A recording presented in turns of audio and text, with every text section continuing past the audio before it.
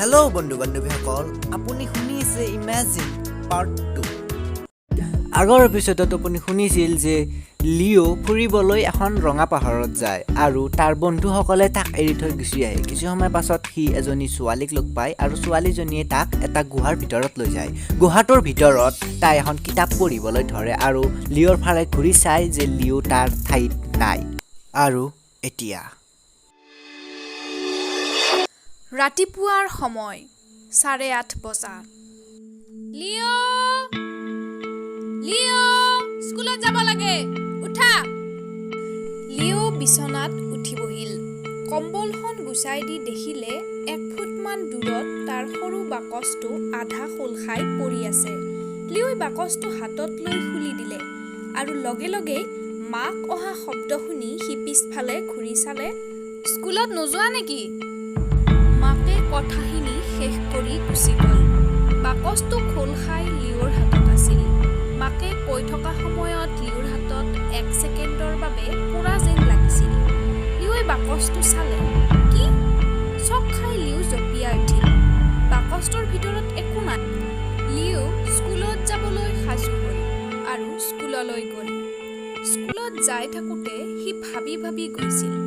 1000 বছৰ পুৰণি বাকচটো এতিয়া খোলা গৈছে, কিন্তু তাত একো নাই। সি ভাবি থাকোঁতে স্কুল কেতিয়া পালে গমকে নাপালে।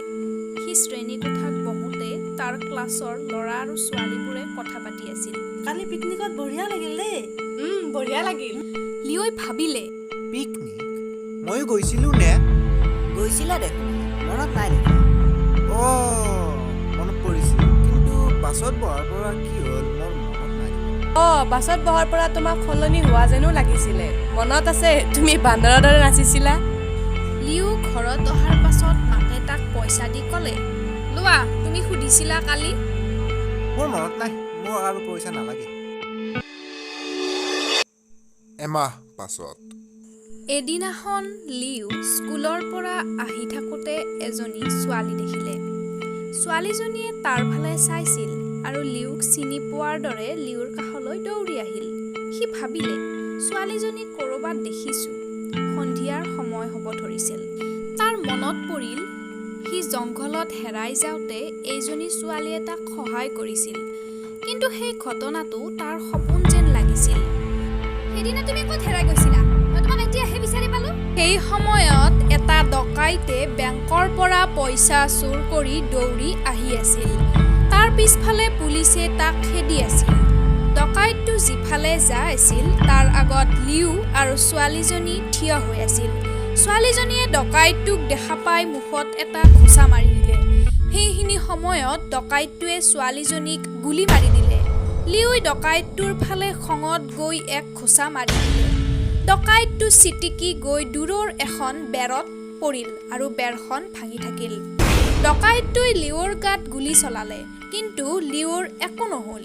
ডকাইতটোৱে একেৰাহে লিঅ'ৰ ওপৰত গুলীবৰ্ষণ কৰিবলৈ ধৰিলে আৰু লিঅ' ডকাইতটোৰ ফালে আগবাঢ়ি গৈ থাকিল। ডকাইতটোৰ গুলী শেষ হৈ গ'ল আৰু লিঅ' তাৰ সন্মুখ পালে। লিঅ'ই তাক ডিঙিত ধৰি দাঙি দিলে। ডকাইতটোক ধৰিবলৈ অহা পুলিচবোৰে লিঅ'ক এৰি দিবলৈ ক'লে। লিঅ'ই কাৰো কথা নামানিলে। তাৰ পিছত এজন পুলিচে ক'লে, ছোৱালীজনী এতিয়াও জীয়াই আছে, তাইক হস্পিটালত নি। লিঅ'ই ডকাইতটোক এৰি গুচি আহিল। যদি আপোনাৰ এই কাহিনীটো শুনি ভাল লাগিল তেনেহ'লে লাইক কৰিব আৰু শ্বেয়াৰ কৰিব।